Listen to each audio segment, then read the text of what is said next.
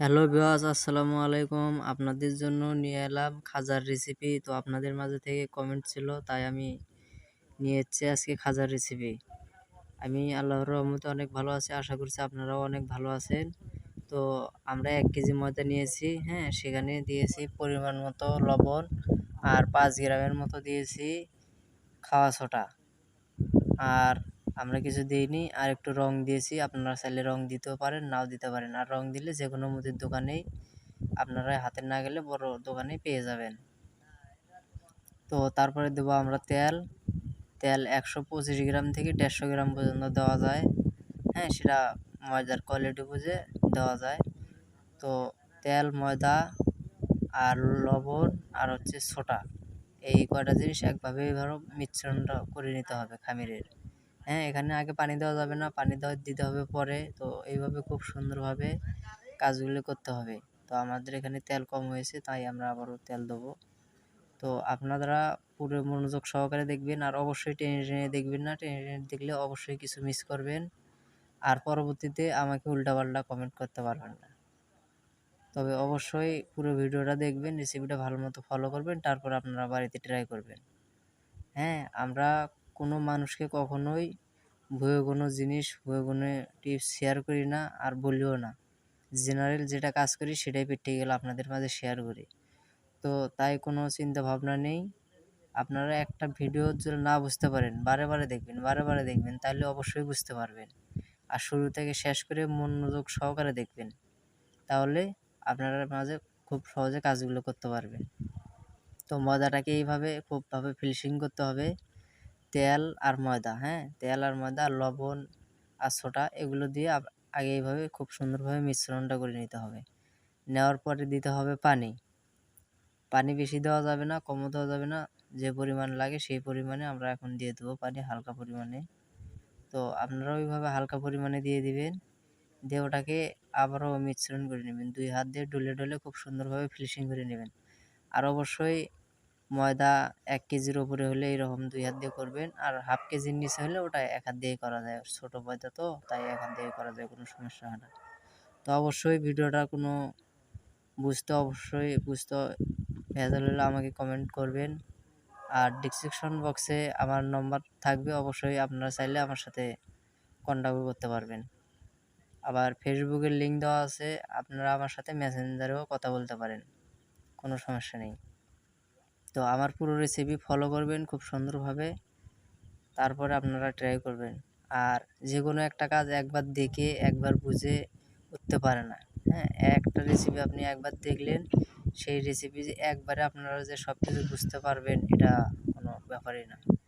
তো অবশ্যই ভালো মতো দেখতে হবে, ভালো মতো খেয়াল করতে হবে। হ্যাঁ, আপনারা একটা জিনিস বুঝতে অসুবিধা হলে আবারও দেখবেন, তাহলে আশা করছি কোনো সমস্যা হবে না। আর তাও যদি না বুঝতে পারেন, তাহলে কমেন্ট বক্সে আমি আমার নম্বর দিয়ে দেবো। আর ফেসবুকের লিঙ্ক তো অলরেডি আছেই, আপনারা ফেসবুকেও আমার সাথে কন্ট্যাক্ট করতে পারবেন, আমার ফোন নম্বরেও আমার সাথে কন্ট্যাক্ট করতে পারবেন, কোনো সমস্যা নেই।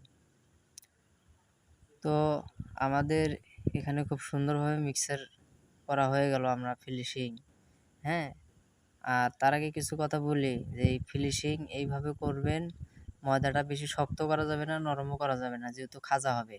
বেশি শক্ত করলে তখন বেলতে পারবেন না, খাজা ভালো হবে না, ফুলবে না, মানে বিভিন্ন সমস্যা হবে। আর বেশি নরমও করা যাবে না, হালকা। আপনারা দেখেই বুঝতে পারতেছেন যে আমরা কীরকম শক্ত আর কীরকম নরম করে দিয়েছি। বেশি নরমও না, বেশি শক্তও না। তো এটা অবশ্যই পলিথিনের মধ্যে ভরে আমরা রেখে দেবো 2 ঘন্টার জন্য। তো আপনারাও 2 ঘন্টার জন্য রেখে দিবেন। 2 ঘন্টা পরে আপনারা গুটি কেটে খুব সুন্দরভাবে কাজ করবেন। তো আমরা ফিরে আসবো 2 ঘন্টা পর। হ্যাঁ, আপনারা দেখতে পাচ্তেছেন যে আমরা এখন এটাকে বেলতেছি। আর গুটির কথা যেটা বলতে হয়, যে গুটি, হ্যাঁ, আমরা যে গুটিগুলো বেলতেছি, তো আপনারাও এইভাবে ছোটো করে কেটে নেবেন, কোনো সমস্যা হবে না। ছোটো করে কেটে নেবেন, নিলে কোনো সমস্যা হবে না। আর বুঝতে অসুবিধা হলে অবশ্যই আমাকে বলবেন, আমি বুঝিয়ে দেবো। আর বেশি সমস্যা হলে আপনারা আমাকে মেসেঞ্জারে অথবা আমি যে নম্বর দিয়ে দেবো সেখানে ইমো খোলা থাকবে, আপনারা আমাকে ভিডিও কল দিয়ে আপনারা দেখেও নিতে পারবেন, কোনো সমস্যা নেই। আর অবশ্যই আমার ভিডিও, আমার রেসিপি ভালো লাগলে অবশ্যই চ্যানেলটাকে সাবস্ক্রাইব করবেন, লাইক করবেন, শেয়ার করবেন। হ্যাঁ, তো আমরা খাজার গুটিটাকে এইভাবে পুটি বেলে নেবো। হ্যাঁ, পুটি বেলে নেওয়ার পরে যখন 5টা 7 পিস যখন হয়ে যাবে, তারপরে আমরা ভাঁজ দেবো।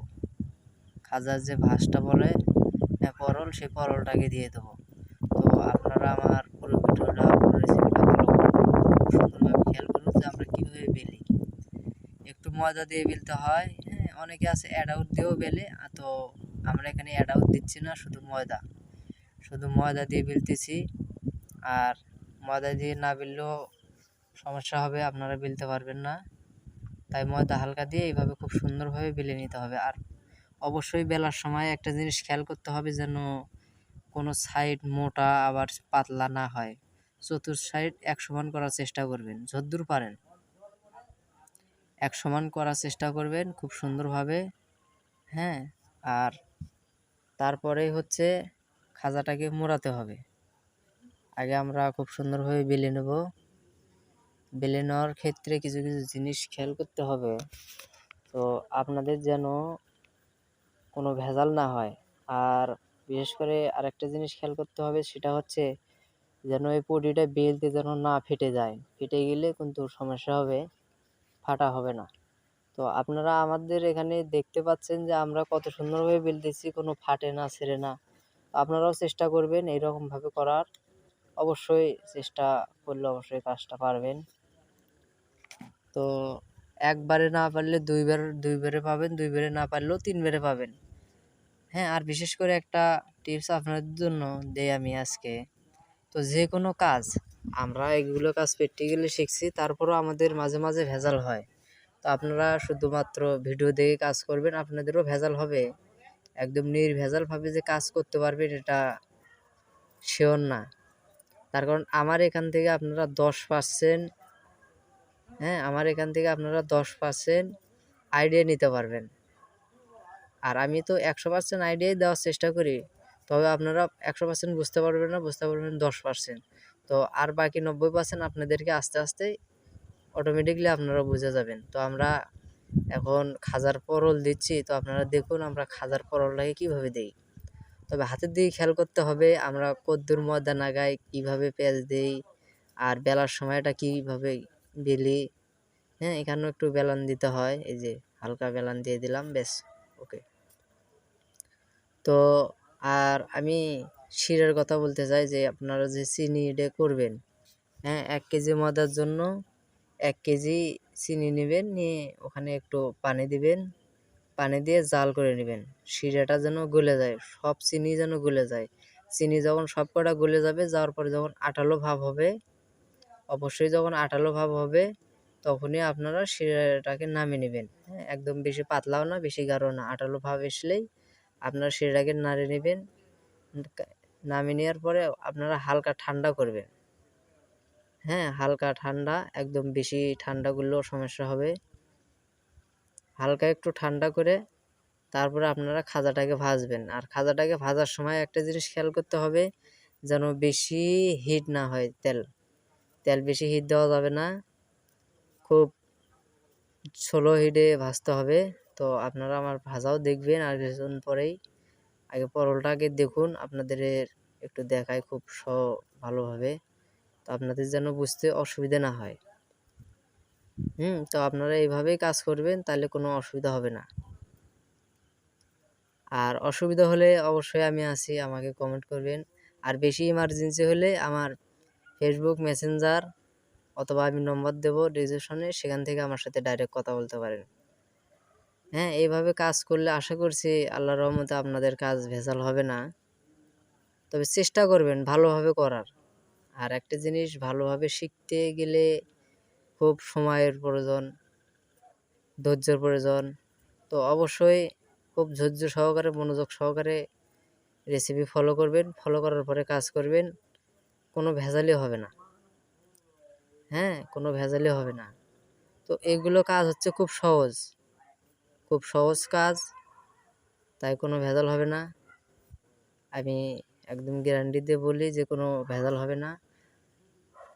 খাজা যখন আপনার পরল দিবেন, হ্যাঁ, পরল দিয়ে বেশিক্ষণ থোয়া যাবে না। আপনারা গুঁড়ি কাটে যেমন 1 ঘন্টা থুয়ে দিতে পারেন, খামির দিয়ে 2 ঘন্টা থুয়ে দিতে পারেন। হ্যাঁ, আপনারা গুঁড়ি কাটার পরে 1 ঘন্টা আধা ঘন্টা রেখে দিবেন, দেওয়ার পর আপনারা বেলবেন। আর এই যে খাজাটা যখন তৈরি হবে আপনাদের বেশিক্ষণ রাখা যাবে না। আপনি 2 থেকে 3 মিনিট খাজাটা তৈরি করে রেখে দিতে পারেন, এরপরে ভাজতে হবে। আর এর বেশি জল রাখেন 10 মিনিট 15 মিনিট, তাহলে কি হবে যে আপনার খাজাটা ফুলতেছে না। তখন আমাকে কমেন্ট বক্সে এসে বলবেন যে ভাইয়া আপনার রেসিপি ফলো করছি কিন্তু খাজা ফোলেনি। হ্যাঁ, তো অবশ্যই আপনারা বেশিক্ষণ থুয়ে দিবেন না, 1 মিনিট 2 মিনিট এরকম রেখে দিতে পারেন খাজা বেলার পরে, এর বেশি রাখা যাবে না। তবে হ্যাঁ, আপনারা যদি পারেন খাজা আপনি পরল দিয়ে একটু বেলান দিয়ে আপনারা তেলের মধ্যে ছেলে দিবেন। আর তেলের সময় ভাজার সময় খেয়াল করতে হবে তেলের জন্য বেশি হিট না হয়, একদম 0 হিটে ভাজতে হবে। তো আমাদের খাজা দেখুন কত সুন্দর খাজা হয়েছে।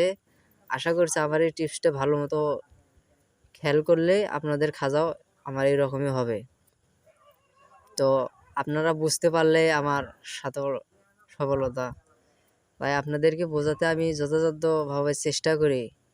হ্যাঁ, তারপরে আপনাদের বুঝতে অসুবিধা হলে আমাকে কমেন্টে বলবেন, আমি আপনাদেরকে আবারও বুঝিয়ে দেব। তো আমাদের খাজা অলরেডি হয়ে গেছে।